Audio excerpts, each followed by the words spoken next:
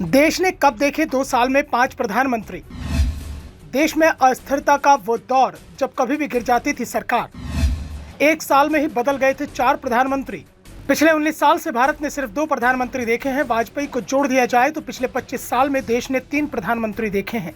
लेकिन एक समय ऐसा भी था कि जब देश ने 2 साल में कम से कम 5 प्रधानमंत्री देखे थे। उनमें से एक एचडी देवगौड़ा की सरकार 11 अप्रैल 1997 के दिन गिर गई थी।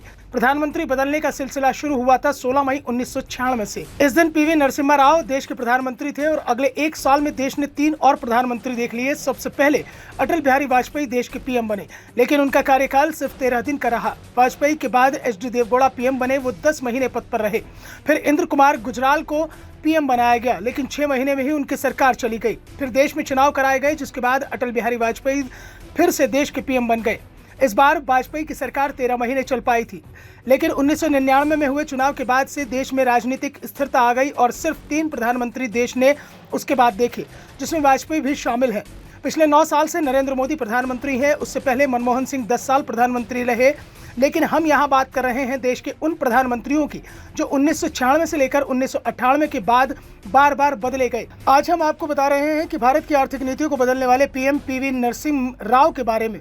नरसिम्हा राव जब प्रधानमंत्री बने तब उनकी उम्र 71 साल की थी। वो राजनीति से लगभग संन्यास ले चुके थे।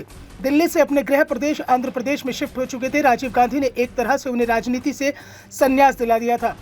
1989 के लोकसभा चुनाव में नरसिंह को कांग्रेस का टिकट तक नहीं दिया गया और 1991 में भी राजीव गांधी ने नरसिम्हा राव को लोकसभा चुनाव में टिकट नहीं दिया। लेकिन एक घटना ने सब कुछ बदल दिया। राजीव गांधी को लिट्ठे ने एक चुनावी रैली में तमिलनाडु के श्री पेरबंदूर में निशाना बना लिया, जिसके बाद कांग्रेस में उथल पुथल मच गई। कांग्रेस को चुनाव में बहुमत तो नहीं मिला, लेकिन 244 सीट जीतकर सबसे बड़ी पार्टी बनी। कांग्रेस के सहयोगियों को भी 16 सीटों पर जीत मिली थी। बाद में कांग्रेस ने कुछ छोटी पार्टियों के साथ मिलकर सरकार बनाई।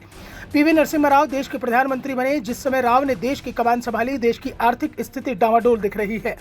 आज वो हालात पाकिस्तान के दिख रहे हैं। ठीक वैसे ही आर्थिक हालात भारत के भी थे। ऐसे में राव ने वित्त मंत्री के रूप में आरबीआई के पूर्व गवर्नर मनमोहन सिंह को चुना और देश में बड़े आर्थिक सुधार किए। आज देश की जो आर्थिक स्थिति है उसका श्रेय राव को जाता है।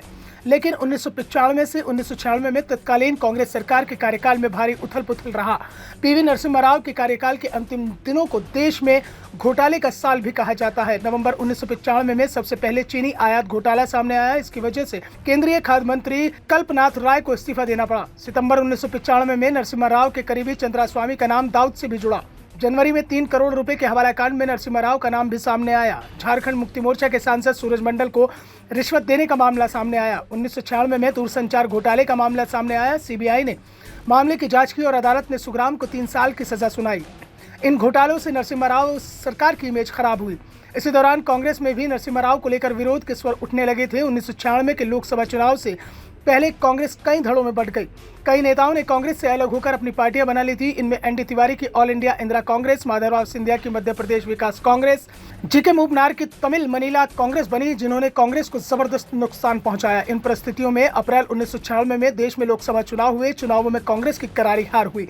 पहली बार बीजेपी ने कांग्रेस से ज्यादा सीटें जीती। बीजेपी ने इस चुनाव में कुल 161 सीटें जीती। वहीं कांग्रेस के 140 सीटें जीतकर दूसरे नंबर पर पहुंचना था। ऐसी परिस्थितियों में 16 मई 1996 को पीवी नरसिम्हा राव का प्रधानमंत्री का कार्यकाल खत्म हुआ और अटल बिहारी वाजपेयी ने देश की कमान संभाली, लेकिन वो भी 13 दिन ही प्रधानमंत्री रह सके।